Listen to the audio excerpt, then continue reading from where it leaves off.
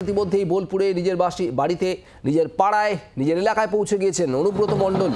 আজ ভোরবেলা দমদম বিমানবন্দরে অবতরণ করেন, তারপরেই বীরভূমের উদ্দেশ্যে রওনা। এই মুহূর্তে বীরভূমে বোলপুরে পৌঁছে গিয়েছেন অনুব্রত মণ্ডল। যে ছবি আপনারা এই মুহূর্তে দেখছেন, প্রচুর মানুষ রাস্তার দুধারে জমায়েত হয়ে আজ সকাল থেকেই তাকে স্বাগত জানানোর জন্য প্রস্তুত ছিল এবং অনুব্রত মণ্ডলের গাড়ি যখন পৌঁছচ্ছে তখন প্রচুর মানুষের ভিড়। সেখানে ফুল ছিটিয়ে স্বাগত জানানো হয় অনুব্রত মণ্ডলকে।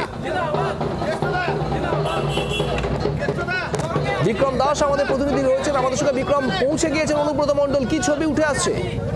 একেবারে অনুব্রত মণ্ডল তার নিজের যে পাড়া, সেই পাড়ায় কিন্তু পৌঁছে গিয়েছে। আর কিছুটা দূরেই তার বাড়ি, তার বাসভবন, সেখানে তিনি পৌঁছাবেন। এবং তোমাকে জানাবো যে এই গোটা রাস্তা জুড়ে আমরা দেখতে পেলাম যে প্রচুর মানুষ তারা কিন্তু এখানে জমায়েত হয়েছিলেন অনুব্রত মণ্ডলকে স্বাগতম জানাবে বলে, তাকে অভ্যর্থনা জানাবে বলে। এবং আমরা দেখতে পেলাম যে তৃণমূল কর্মী সমর্থকরা অনুব্রত মণ্ডলের যারা অনুগামীরা, তারা কিন্তু এই গোটা রাস্তা জুড়েই কিন্তু এই মুহূর্তে দাঁড়িয়ে রয়েছে। এখন এই মুহূর্তে আমরা বোলপুর স্টেশন রোডে রয়েছি, কারণ যখন এই কনভয় কলকাতা বিমানবন্দর ছাড়ে তারপরেই পূর্ব বর্ধমান প্রবেশ করার পরেই দেখা যায় যে জায়গায় জায়গায় কিন্তু অনুব্রত মণ্ডলের যারা অনুগামীরা, তারা কেউ ফুল নিয়ে, শাক বাজিয়ে, কেউ ট্রেন পাঠিয়ে, যেরকম ভাবে পেরেছেন তাকে কিন্তু অভ্যর্থনা জানাচ্ছেন বা তাকে স্বাগতম জানাচ্ছেন।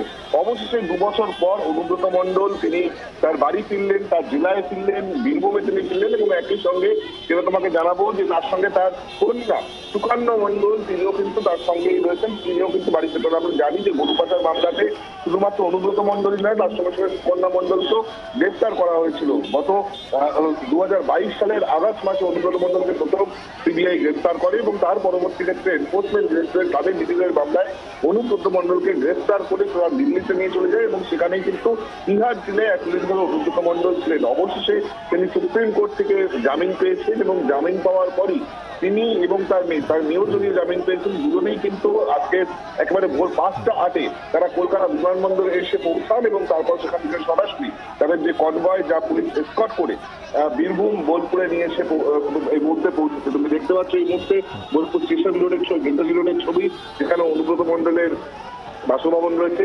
তিনি কিন্তু আমরা যেটা দেখতে পাচ্ছি যে আস্তে আস্তে কিন্তু বাড়ি থেকে তিনি যাচ্ছেন। অনুব্রত মণ্ডলের সঙ্গে কিছুক্ষণ আগেই যখন আমাদের কথা হচ্ছিল, সেই সময় তিনি যেটা বলছিলেন যে কার্যত প্রথমে যে অত্যন্ত গুরুত্বপূর্ণভাবে তিনি বলছেন যে তিনি আইনকে সম্মান করেন।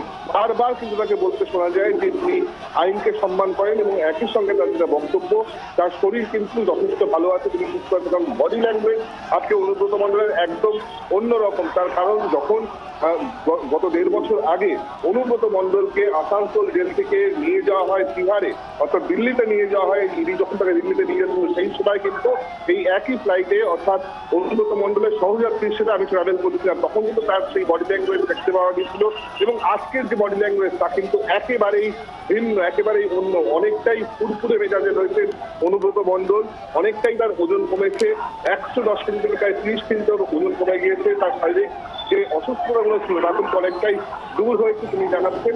এবং তিনি যেটা বলেন তার বক্তব্যে, কিন্তু আমরা যখন কথা বলছিলাম তার সঙ্গে, তার বক্তব্যে বারবার মুখ্যমন্ত্রী মমতা বন্দ্যোপাধ্যায়ের নাম উঠে আসছেন। তিনি কিন্তু বলছিলেন যে মুখ্যমন্ত্রী ভালো থাকুন তিনি চান এবং তার সঙ্গে তিনি এটাও বলেন যে মুখ্যমন্ত্রীর সঙ্গে তার দেখাও হবে এবং কথাও হবে। এবং বিক্রম, তুমি আমাদের সঙ্গে থাকো। এই অনুব্রত মণ্ডল যখন ফিরছিলেন আজ ভোরবেলা বীরভূমের উদ্দেশ্যে এগোচ্ছিলেন, তখন মাঝপথে এক জায়গায় দাঁড়ায় গাড়ি, আর সেখানে জি24 ঘন্টাকে ঠিক কি বলেছিলেন শোনাবো আপনাদের। প্রায় 2 বছর পর নিজের বাড়িতে ফিরছেন, নিজের জেলায় ফিরছেন তৃণমূল কংগ্রেসের বীরভূমের জেলা সভাপতি অনুব্রত মণ্ডল। আমরা দেখতে পাচ্ছি এই মুহূর্তে অনুব্রত মণ্ডল তিনি কিন্তু গাড়িতে বসে রয়েছেন এবং সরাসরি তিহার জেল থেকে ছাড়া পাওয়ার পরই তিনি কিন্তু সরাসরি চলে আসেন কলকাতা বিমানবন্দর। সেখান থেকে সরাসরি তিনি বীরভূমে তার বাড়ির উদ্দেশ্যে একবার অনুব্রত মণ্ডলের সঙ্গে কথা বলার চেষ্টা করবেন। অনুব্রতবাবু, আপনার দেখতে পাচ্ছি অনুব্রত মণ্ডল এবং তার সঙ্গে তার কন্যা রয়েছেন। কেমন লাগছে? 1.5 বছর পর বাড়ি ঢুকছেন, বাড়ি ফিরছেন, কেমন শরীর কেমন আছে? মমতা ব্যানার্জি ভালো আছে, মমতা ব্যানার্জির আশীর্বাদে আইনকে সম্মান করি। আজকে দেখা হবে মুখ্যমন্ত্রী মুখ্যমন্ত্রীর সঙ্গে? আইনকে সম্মান করুন। কেশুদা, আপনি যেমন ছিলেন তার থেকে অনেকটা আপনার শরীর ফিট, এখন শরীর কেমন আছে? শরীর ভালো নেই, পায়ের সেই চেনা পথ ধরে আবার বাড়ি ফিরছেন, কেমন লাগছে? মানুষের জন্য আছে।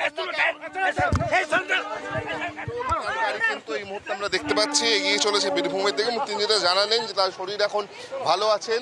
মমতা বন্দ্যোপাধ্যায়ের সঙ্গেও তার কথা হবে, দেখা হবে তিনি জানাচ্ছেন। এবং তার সঙ্গে সঙ্গে তিনি যেটা বলছেন 2 বছর বাড়ি ফেরার পাশাপাশি তিনি কিন্তু সরাসরি তার মেয়েকে নিয়ে আজকে কলকাতা এয়ারপোর্ট থেকে বেরিয়ে সরাসরি তার বীরভূমের বাড়িতে যাচ্ছেন। সেই ছবি কিন্তু আমরা এই মুহূর্তে দেখতে পাচ্ছি।